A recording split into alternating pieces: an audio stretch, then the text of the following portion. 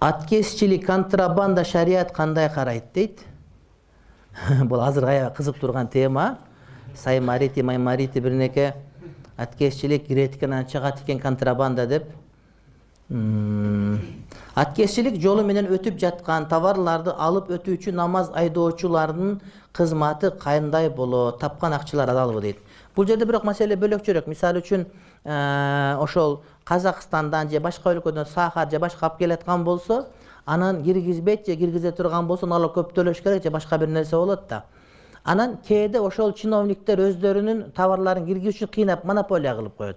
Сахарды бирөө алып келет, шоколадты бирөө алып келет дагы, анан карапайым адамдарга жол тосуп коюшат булар. Мыйзам чыгарып койгон да. Демек, мыйзам жаман чыгарылган, туура эмес чыгарылган.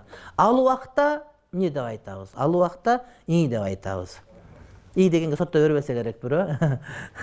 Мыйзамды бузуп койдуң деп. Ушундай да, мисалы үчүн ун чыгаргандар бар, башка чыгаргандар бар, ошолор өздөрүн коргойт. Адамдар депутат болгондо элдин кызыкчылыгы, жеке кызыкчылыгын коргогондор бар да. Ошакта отуруп, мыйзам чыгарып, өзүнүкүн коргоп туруш керек. 5 жылда байып алыш керек, дагы 5 жылда дагы болот. Ошентип кете берет, урматтуу бир тууганым. Ал эмес кээ бир байлар, чоң байлар 5-6 депутаттын пулун төлөп киргизип коет дагы, ошонун көчүгүн жаап, ошонун убара болот да. Ошону бизнесте тиешелүү мыйзамдарды чыгарып берет, башка кылат. Эмнеге мыйзамдар өзгөрө берет 2 жылда, 3 жылда? Эмнеге? Кызыкчылык бүтүп калды, жаңы кызыкчылык керек деген сөз.